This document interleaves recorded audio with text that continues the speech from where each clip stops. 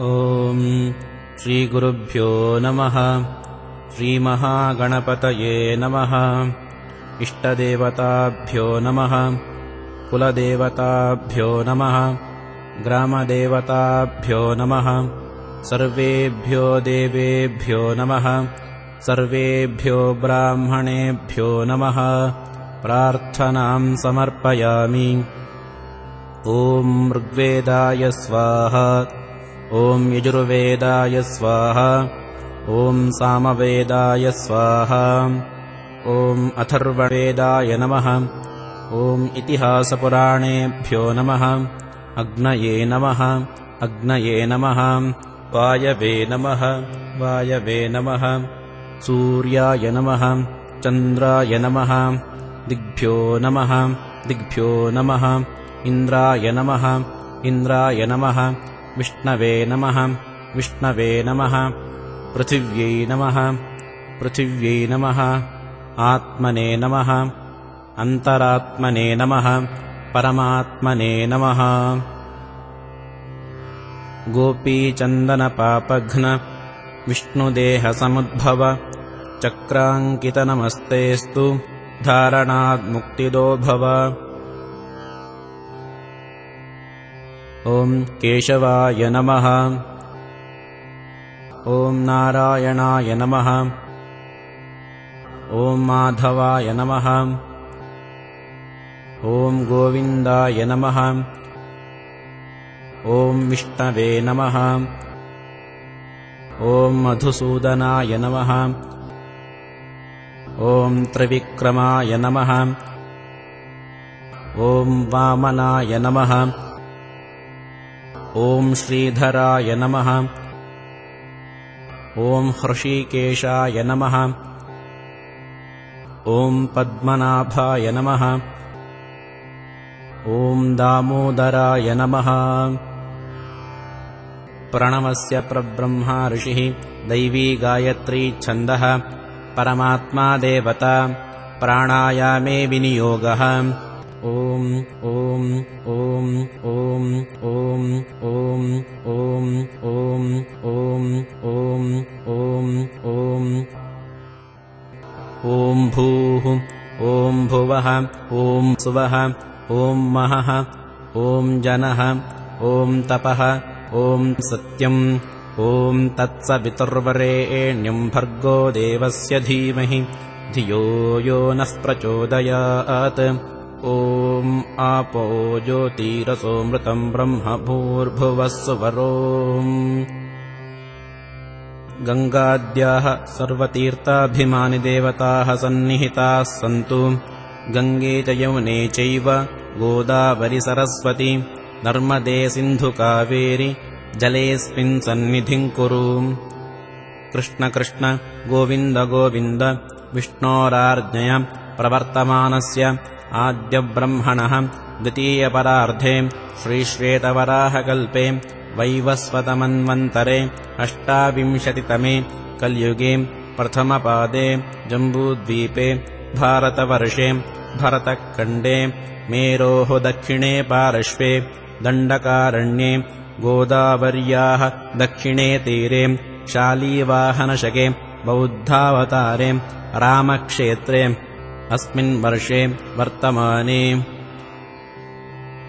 संवत्सरे अयने ऋतौ मासे पक्षे तिथौ वासरयुक्तायां शुभतिथि शुभवार शुभनक्षत्र शुभयोग शुभकर्णादि एवं गुणविशेषणविशिष्टायां शुभपुण्यतिथौ मध्वपति श्रीलक्ष्मीनारायणप्रेरणया श्रीलक्ष्मीनारायणप्रीत्यर्थं सन्ध्यावन्दनमुपासे।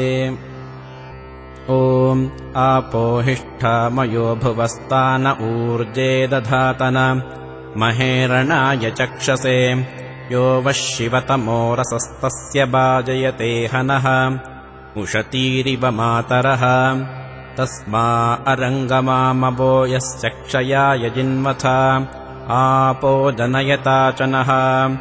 ॐ अपवित्तः पवित्रो वा सर्वावस्थां गतोऽपि वा यस्मरेत् पुण्डरीकाक्षम् स बाह्याभ्यन्तरशुचिः। ॐ सूर्यश्च मामन्युश्च मन्युपतयश्च मन्युकृतेभ्यः पापेभ्यो रक्षन्ताम् यद्रात्र्या पापमकार्षम् मनसा वाचा हस्ताभ्याम् पद्भ्यामुदरेण शिष्णा रात्रस्तदवलुम्पतो यत्किञ्च दुरितम् मयि इदमहम् माममृतयोनौ सूर्ये ज्योतिषि जुहोमि स्वाहा। ॐ ऋग्वेदाय स्वाहा। ॐ यजुर्वेदाय स्वाहा। ॐ सामवेदाय स्वाहा। ॐ अथर्ववेदाय नमः। ॐ इतिहासपुराणेभ्यो नमः। अग्नये नमः। अग्नये नमः। वायवे नमः। वायवे नमः। सूर्याय नमः। चन्द्राय नमः। दिग्भ्यो नमः। दिग्भ्यो नमः। इन्द्राय नमः। इन्द्राय नमः। विष्णवे नमः। विष्णवे नमः। पृथिव्यै नमः। पृथिव्यै नमः। आत्मने नमः। अन्तरात्मने नमः। परमात्मने नमः। सूर्यार्घ्यप्रदानमहम् करिष्ये। विश्वामित्रऋषिः दैवी गायत्री छन्दः सविता देवता। सूर्यार्घ्यप्रदाने विनियोगः। ॐ भूर्भुवस्वः। ॐ तत्सवितुर्वरेण्यम् भर्गो देवस्य धीमहि धियो यो नः प्रचोदयात्। ॐ तर्पयामि। ॐ भूर्भुवस्वः। ॐ तत्सवितुर्वरेण्यम् भर्गो देवस्य धीमहि धियो यो नः प्रचोदयात्। ॐ तर्पयामि। ॐ भूर्भुवस्वः। ॐ तत्सवितुर्वरेण्यम् भर्गो देवस्य धीमहि धियो यो नः प्रचोदयात्। ॐ तर्पयामि। प्रायश्चित्तार्घ्यमहम् करिष्ये। ॐ भूः। ॐ भुवः। ॐ सुवः। ॐ महः। ॐ जनः। ॐ तपः। ॐ सत्यम्। ॐ तत्सवितुर्वरेण्यम् भर्गो देवस्य धीमहि धियो यो नः प्रचोदयात्। ॐ तर्पयामि। ॐ आपो ज्योतिरसोऽमृतम् ब्रह्म भूर्भुवस्सु वरो। ॐ असावादित्यो ब्रह्मा।